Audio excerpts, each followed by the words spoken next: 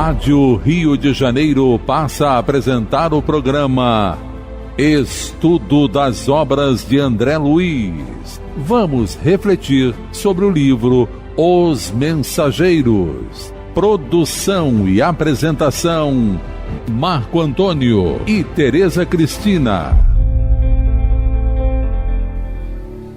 Olá, caros ouvintes da Rádio Rio de Janeiro. Começamos o nosso programa Estudo das Obras de André Luiz. Atualmente estamos estudando o livro Os Mensageiros, que foi psicografado por Francisco Cândido Xavier, pelo espírito André Luiz. Amigos ouvintes da emissora da Fraternidade Rádio Rio de Janeiro, novamente aqui estamos, com a permissão de Jesus, para darmos continuidade ao estudo da obra Os Mensageiros. Nós estamos no capítulo 11, Belarmino, intitulado Belarmino ou Doutrinador. E no programa passado comentávamos sobre o dizer de Belarmino, o relato dele, sobre o que ele sofreu, ele não sofreu sob as tentações, que ele não conseguiu resistir às tentações. Falamos sobre a questão das tentações, né? Colocamos como estudo o livro, a pergunta 712 do Livro dos Espíritos e o capítulo 136 do livro Pão Nosso, né? Falando sobre as tentações. E mais adiante ele fala que ele foi situado na presidência de um grande grupo espírita, que é uma situação que parece casual e não é. Falamos sobre a questão do acaso, que não existe, né? Da casualidade das coisas. E agora vamos continuar. No meio, agora estamos no meio, Tereza, do parágrafo, mais ou menos, né? É, mais ou menos no meio, que começa assim. Os serviços eram promissores, as atividades nobres e construtivas, mas enchime de exigências, levado pelo excessivo apego à posição de comando do barco doutrinário. Então a tentação dele de dentro era o mando. Era o mando. Era mandar. Isso. Mandar. Que não é difícil de a gente encontrar, não. Né? Todos nós, né? Então a posição de mando, de poder. Tem um ditado popular que diz assim: quer conhecer a pessoa, dê poder a ela. Não tem um ditado assim? Dinheiro. E quem tem dinheiro tem poder, né? Então, mas às vezes nem todo mundo tem poder. É, ao contrário, né? Mas quem tem dinheiro já tem o poder. Já tem o poder. Tem uma sobrinha nossa, Clarinha, quando ela era pequena, o irmão não podia comer certas coisas, tinha uma restrição muito grande com dieta, várias coisas, e ela podia, e ela dizia assim: eu posso tudo. A gente lembra de dizer, eu posso tudo. A gente acha também, às vezes, infantilmente, a gente acha que a gente pode tudo, e não pode, não é assim, né? É. Tanto que os espíritos dizem que a verdadeira liberdade é quando a gente obedece a Deus. Parece uma contradição, mas não é. Liberdade, por que a gente é mais livre quando obedecermos a Deus? Porque a gente se liberta dos vícios, né? Que vão nos comprometer muito futuramente. Então, essa questão da liberdade. Então, a questão do mando, então, o que a Teresa está falando. Então, se encheu de exigência. Outro dia a gente estava lembrando, eu estava lembrando, de uma situação, de uma reunião, em que o palestrante, o doutrinador, o dialogador, aquele que está lá com o livro na mão orientando a reunião, ele diz assim: eu já repeti isso, mas não com enfado. Eu já repeti isso várias vezes, vou repetir de novo, com um certo enfado. E eu olhei e falei: ué, mas isso não está certo. Que enfado é esse? Porque qual é o problema de repetir? Não é? Jesus há 2000 anos faz isso, nos repete as mesmas coisas através dos seus prepostos. Toda hora ele manda alguém, a gente nunca ficou sozinho no ensinamento dele. Ele não foi embora. Até porque ele não foi embora porque ele está aqui entre nós, né? A gente que não sente a presença dele, mas ele está aqui. Do sentir a presença dele é outra coisa. Mas ele está, então todo momento ele nos envia os prepostos repetindo os ensinamentos dele, até que ele mandou o Consolador. E continua mandando os seus prepostos. A gente vê pelos exemplos de vida que certas pessoas têm. Então, ele não se enfada, e ele é o exemplo maior. Então, essa questão de repetir as coisas e falar, a gente tem que vigiar muito disso, para a gente não cair na questão de se encher, nesse erro de se encher de exigências. Porque como diz o ditado popular, eu repito isso para mim mesmo, né, diariamente, quem somos nós na fila do pão? Como diz, né? Quem sou eu para exigir essas coisas que eu não tenho? Eu não tenho essa virtude de exigir do outro. Então, isso é muito complicado. Então, o Bellarmino dá esse exemplo dele aqui. Ele é levado pelo excesso de apego à posição do comando. Como ele disse anteriormente, a presidência de um grande grupo espiritista. Então a casa Inversão é uma casa enorme, muito grande, com muitos frequentadores, e ele era o presidente da casa. Então, esquecido de que o maior deve ser o que mais serve, como exemplificou Jesus, né? O maior deve ser aquele que cede sempre o lugar ao outro, como exemplificou Jesus, né? Então, esquecemos disso. Mas isso é muito fácil, como a gente repete, a gente cair.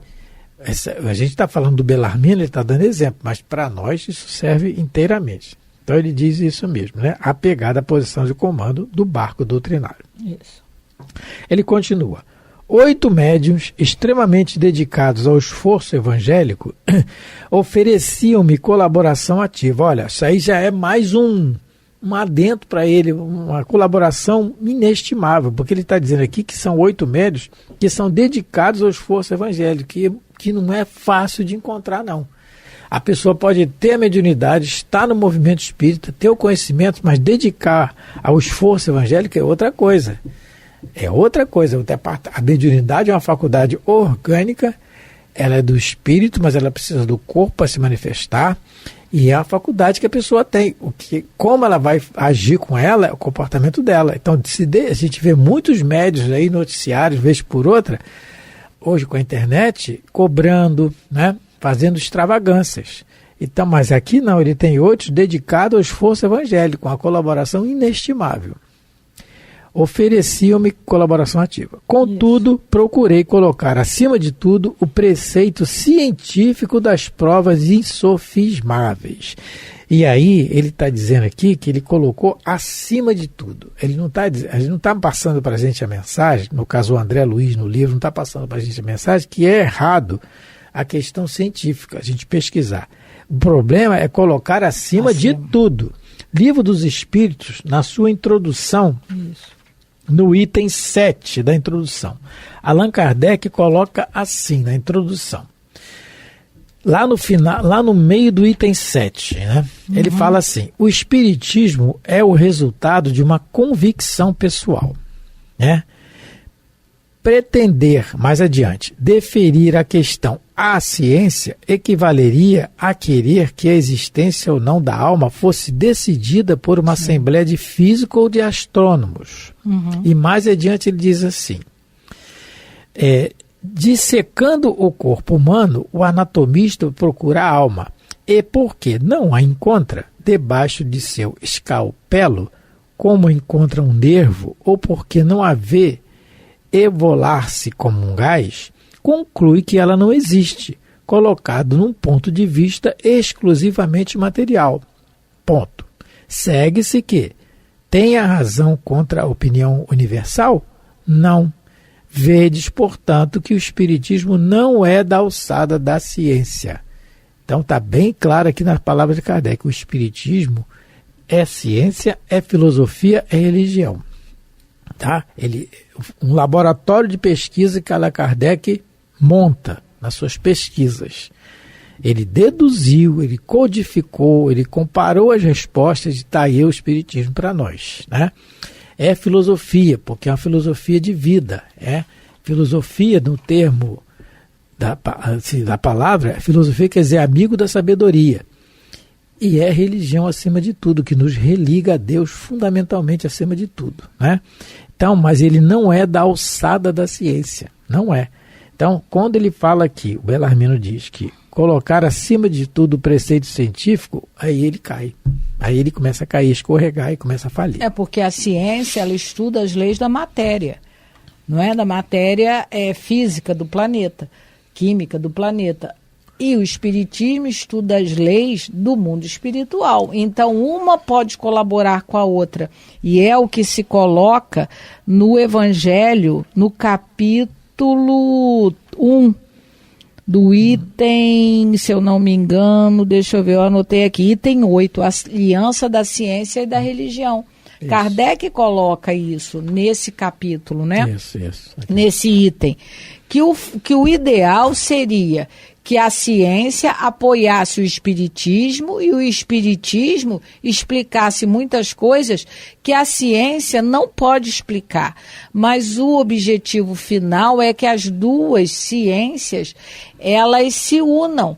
E o grande problema, porque, né, eu acho que a origem de tudo é que, infelizmente, houve uma época da humanidade e que a religião quis acabar com a ciência, não é? Colocavam os cientistas, os pesquisadores na fogueira.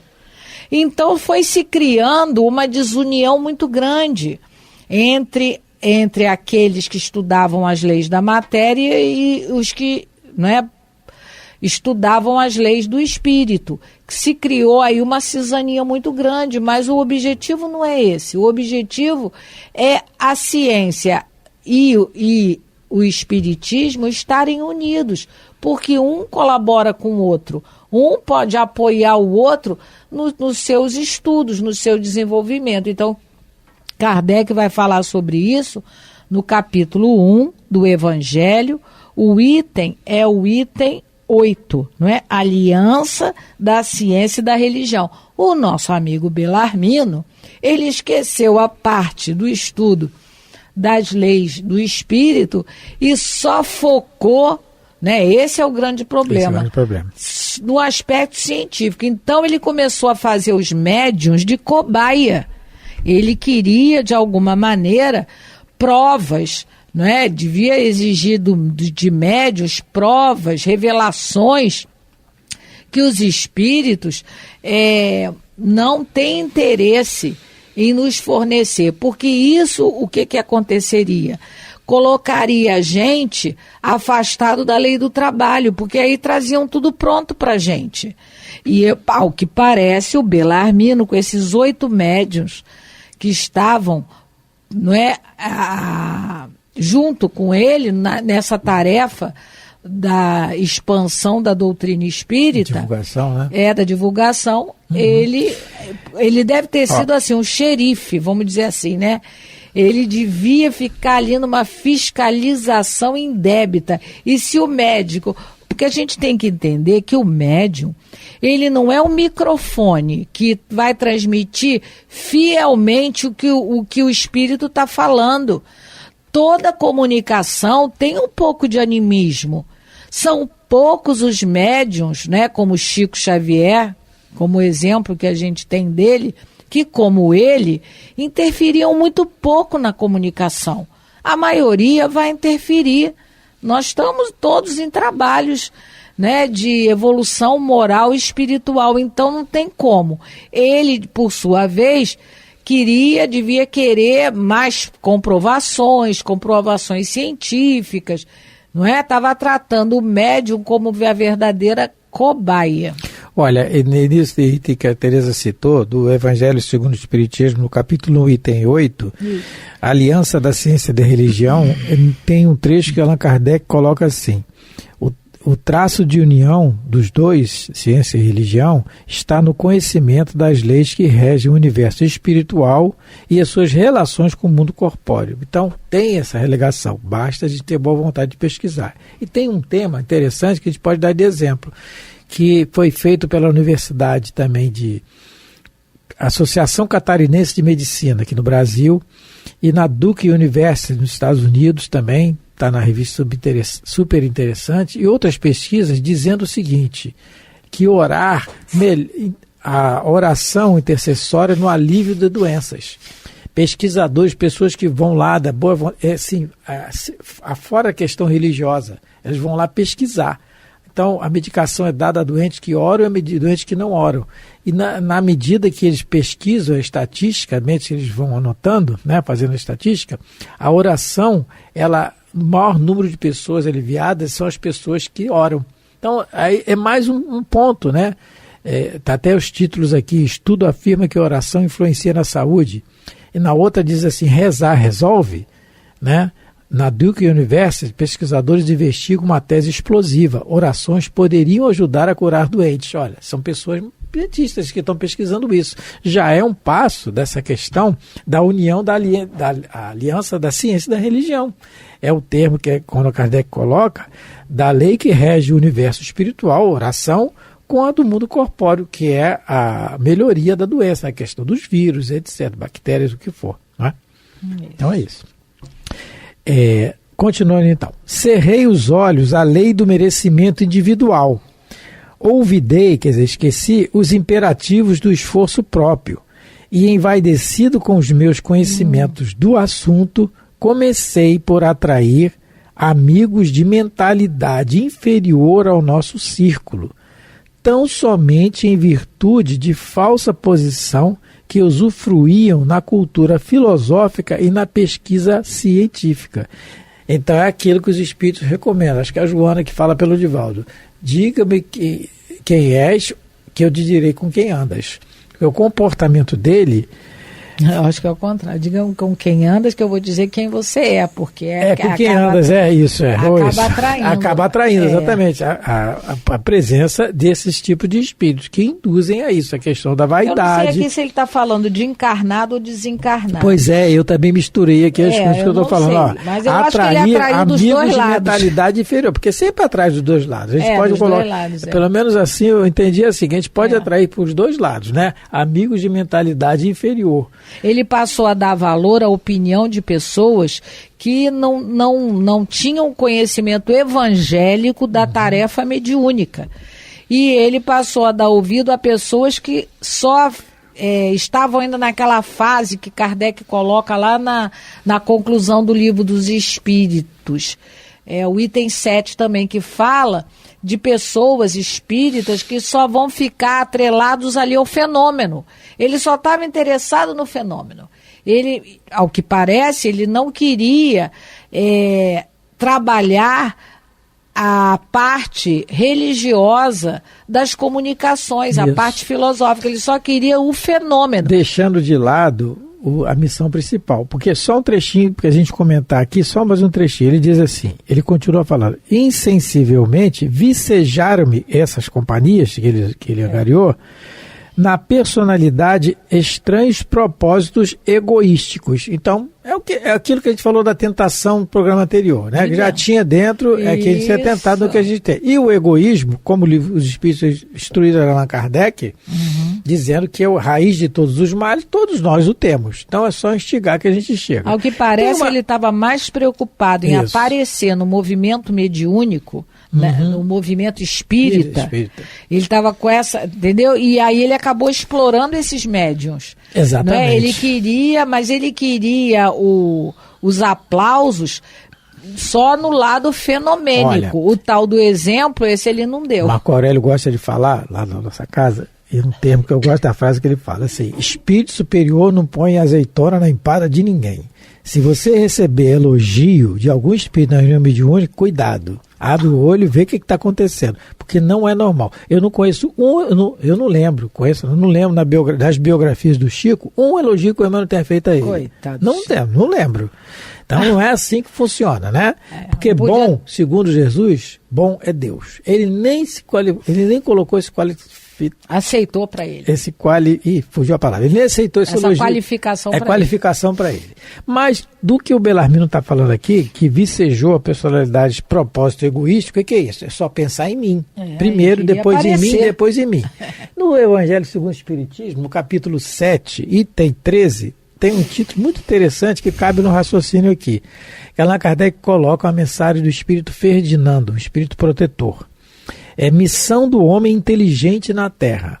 Então o Espírito diz assim, que não vos ensoberbeis do que sabeis, porque esse saber tem limites muito estreitos no mundo que habitais, que é um mundo inferior que é o nosso, ainda é um mundo de expiação e prova. E tem limites muito estreitos, né? É a frase de Sócrates, quanto mais eu sei, mais sei que eu nada sei, perante o conhecimento divino. E mais adiante esse Espírito fala assim, se Deus, em seus desígnios, vos fez nascer no meio onde pudesses desenvolver a vossa inteligência, que é o caso do Bellarmino, é que quer que a utilizeis para o bem de todos.